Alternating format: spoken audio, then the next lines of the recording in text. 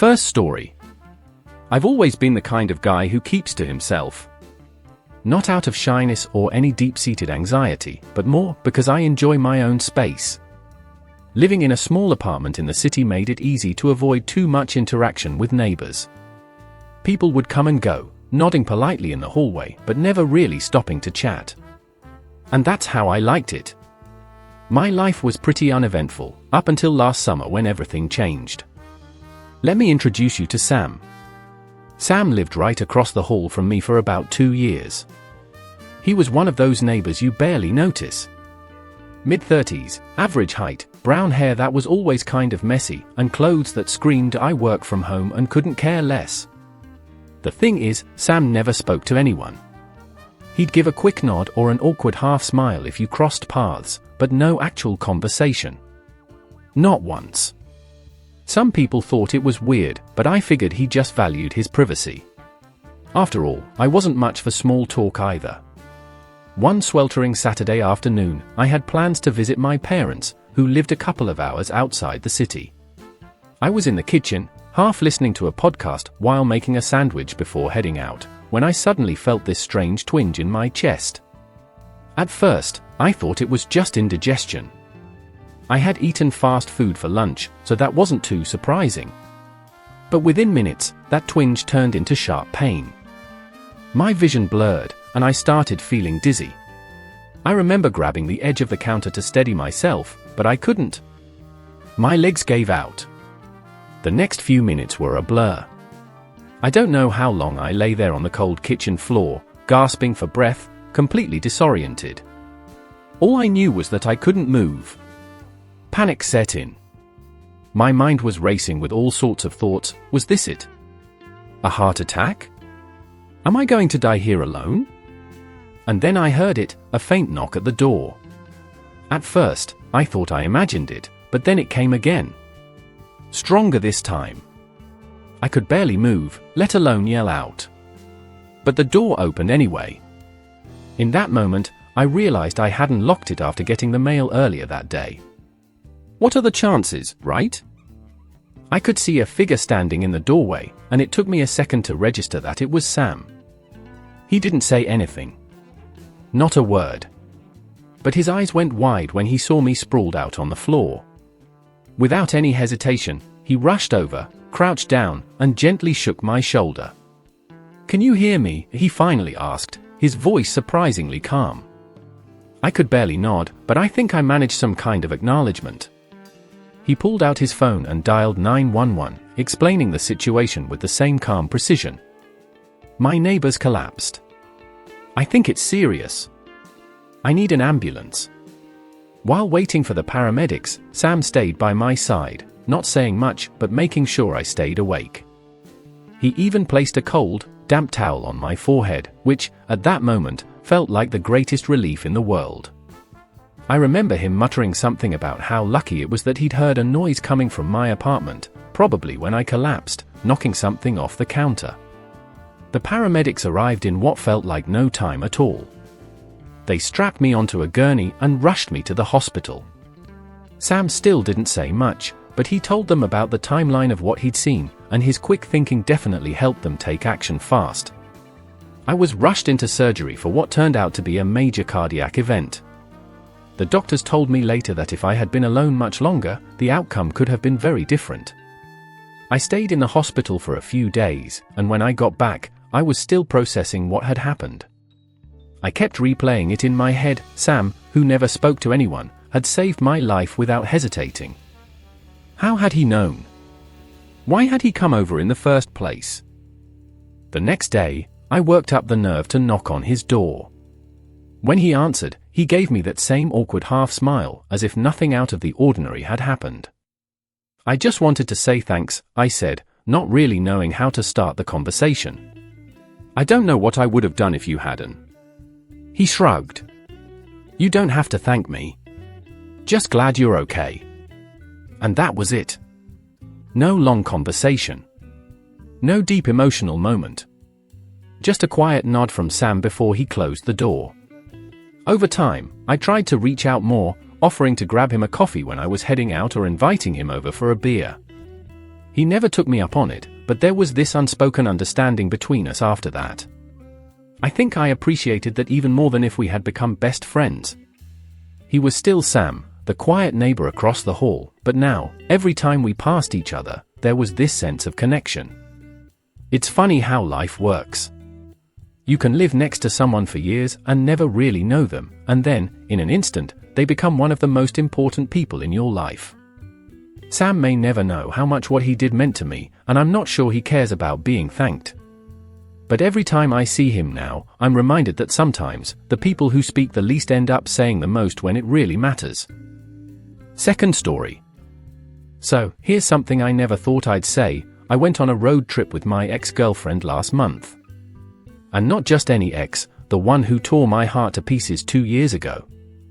Yeah, that one. It wasn't planned, it wasn't fun, at first, and yet, it turned into one of the most profound experiences of my life. Let me set the stage. Her name is Lily, and we dated for 3 years in college.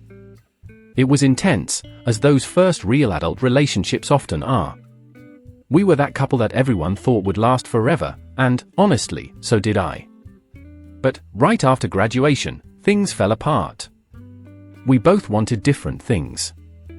I had a job offer across the country, and she was determined to stay in our hometown. We argued, tried to compromise, and finally called it quits. She was my first real love, and the breakup hit me hard. I spent months trying to get over her, and even when I thought I had, some part of me still held on. You know how it is, the memories sneak up on you when you least expect it. Fast forward to last month. I'm now working in a different city, doing fine, dating casually, and just living life. One Friday afternoon, my phone buzzes, and to my surprise, it's a text from Lily.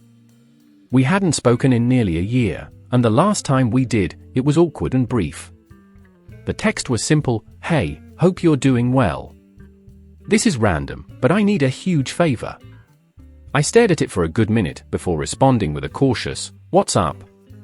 She explained that she was supposed to attend her cousin's wedding in a town about 10 hours away. She had planned to go with a friend, but they bailed at the last minute, and now she was stuck without a way to get there. Flights were too expensive, and she didn't trust herself to drive that far alone. And then she asked, "Any chance you're free this weekend and feel like taking a road trip?" Everything in me screamed, no. This was a terrible idea, right? I hadn't fully processed our breakup, and being stuck in a car with her for hours sounded like emotional torture. But for some reason, maybe curiosity, maybe nostalgia, I found myself saying, "Sure, why not?" The next morning, I picked her up in my old Subaru. She looked the same, which threw me off a bit. Same smile, same casual vibe in a flannel and jeans.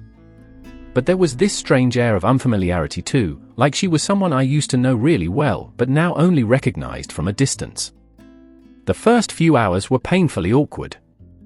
We made small talk about work, our families, mutual friends. Every so often, there would be a pause where neither of us knew what to say.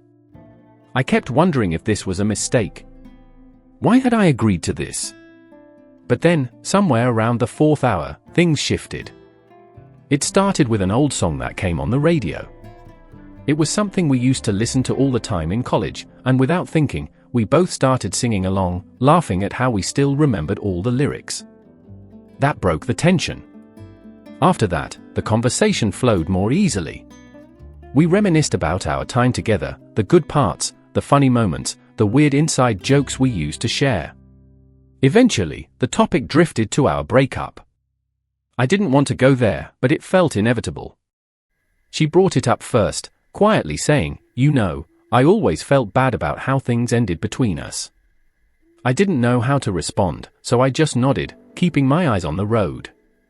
"I think we both could have handled it better," she continued. But back then, I was so stubborn. I couldn't see past what I wanted in the moment. I didn't consider what we could have worked through if we had just tried a little harder. I'll admit, hearing her say that stirred up all sorts of emotions. There was still some anger in me, but also a sense of closure I hadn't realized I needed. We talked about what went wrong, how we both contributed to the downfall of our relationship, and, surprisingly, there wasn't any bitterness left. Just understanding. We were different people now, and while we couldn't go back, it felt good to finally have that conversation. The rest of the trip flew by. We got to the wedding, and I dropped her off at the venue, planning to head back home immediately. But then, as I was about to leave, she asked, "Why don't you stay for a bit? I'm sure no one will mind." Against my better judgment, I agreed. I wasn't dressed for a wedding, but no one seemed to care. I hung around in the back, chatting with a few people and just taking it all in. Watching Lily from a distance, laughing and dancing with her family, I realized something important: I didn't miss her in the way I thought I would. There was no longing or regret. Just a deep appreciation for what we had and an acceptance that it was over. After the reception, we sat in the car for a while, just talking. She thanked me for driving her, and I thanked her for reaching out. As I drove back home the next day, alone this time, I felt lighter. The weight of unresolved feelings had been lifted. In the week since, Lily and I have exchanged a few texts, but we're not trying to be friends. And that's okay. That road trip wasn't about rekindling anything. It was about finding closure, letting go of the past, and realizing that sometimes, people come back into your life to help you move forward. It's strange how things work out, isn't it? Life has a funny way of bringing old chapters to a proper close when you least expect it. All it took was 10 hours in a car with my ex to finally understand that. Third story. I've always lived a pretty quiet life. I'm one of those people who's friendly but doesn't go out of their way to get to know the neighbors too well. I like to keep things casual, a nod, a wave, maybe a "how's it going" when I'm out walking my dog. But I never thought that a simple misunderstanding would lead to me being accidentally adopted by my neighbor's entire family. It all started a few months ago when I moved into a small house in a new neighborhood. I wasn't familiar with the area, but I'd gotten a great deal on the place, and the street seemed nice enough. One of my neighbors, an older woman named Joan, lived 2 houses down. She was the friendly type, always waving and chatting whenever I saw her in the yard. She must have been in her late 60s, with white hair always in a neat bun and a permanent smile on her face. One of those people who knew everyone in the neighborhood. One Saturday morning, I was doing some yard work when Joan walked over and struck up a conversation. After a few minutes, she mentioned that she was hosting a small family get-together later that afternoon and invited me to stop by. I wasn't really in the mood for socializing, so I politely declined, telling her I had some work to catch up on. But then, about an hour later, I realized I needed to take my dog, Max, for a walk. I figured I'd keep it short, but as I rounded the corner back toward my house, I noticed cars lined up all down the street. Joan's family reunion had clearly gotten underway, and the sound of laughter and music spilled out from her backyard. Max, of course, decided that was the perfect time to get overly excited. He bolted towards Joan's house, dragging me with him. Before I could stop him, he pulled me right into her backyard, where a full-blown party was happening. There must have been at least 30 people, all chatting, eating, and laughing together. I froze at the sight of them, unsure whether to turn around and sneak out or just act like I was supposed to be there.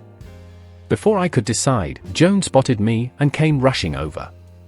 "Oh, I'm so glad you came," she beamed, pulling me into a hug before I could protest. "Come on, meet the family." And just like that, I was in. Joan's family was one of those warm, overly welcoming kinds. Within minutes, I had a plate of food in my hand and was being introduced to cousins, nieces, nephews, and in-laws. I tried to explain that I hadn't really meant to join, that Max had just dragged me over, but no one seemed to care. They were all so friendly, acting like I'd been invited weeks ago. At first, I figured I'd stay for a few minutes, make some small talk, and then slip away. But things didn't exactly go as planned. For starters, Max immediately made himself at home. He found a group of kids who adored him, and they spent the next hour running around the yard, throwing tennis balls for him and feeding him scraps from the barbecue. Every time I thought about leaving, I saw Max bounding happily through the yard and felt guilty about dragging him away from all the fun. And then there was Joan's brother, Frank. Frank was in his 70s, a retired Navy man with a booming voice and a never-ending supply of stories. He took an immediate liking to me, pulling me into his circle of lawn chairs and handing me a beer. We started talking, and before I knew it, I was deep into a conversation about everything from his time in the service to his thoughts on the best way to grill a steak. He was one of those guys you couldn't help but like, the kind who tells terrible dad jokes and insists on giving you life advice, even if you didn't ask for it. As the day went on, I kept telling myself I should leave. But every time I tried, someone would hand me another drink or pull me into another conversation. It was oddly nice, being surrounded by all these people who seemed genuinely interested in me, even though we'd just met. I'd been living on my own for a while, and it was strange to realize how much I'd missed this kind of chaotic, lively atmosphere. By the time the sun started to set, I was still there, sitting by the fire pit with Joan and her family, Max passed out at my feet. At one point, Joan leaned over and said, "You know, you fit right in. You're like one of the family now." I laughed, thinking she was just being polite, but then her daughter, Susan, chimed in. "Seriously, you're stuck with us now. We've adopted you." I wasn't sure how to respond. Part of me wanted to clarify that this had all been a big mistake, that I hadn't actually intended to crash their family reunion. But another part of me, the part that had spent all day laughing, talking, and feeling surprisingly comfortable, didn't want to ruin the moment. So, I just smiled and said, "Well, I guess I'm honored." Eventually, I did head home, but not before Joan insisted I take a plate of leftovers and promised that I was invited to all future family events. As I walked back to my house with Max trotting beside me, I couldn't help but laugh at how the day had turned out. What started as a quick walk had somehow led to me gaining an entirely new, accidental family. Over the next few weeks, I saw Joan and her relatives more often than I expected. They'd wave when they drove by, or stop to chat when I was out in the yard. Joan would occasionally drop off homemade cookies or ask if I wanted to join them for dinner. And, true to her word, I was invited to their next family barbecue, which I attended willingly this time. It's funny how life works sometimes. I moved into this neighborhood thinking I'd just keep to myself, live quietly, and mind my own business. But one overly enthusiastic dog and a friendly neighbor changed all that. Now, I have a whole second family, whether I meant to or not. And honestly, it's been kind of nice.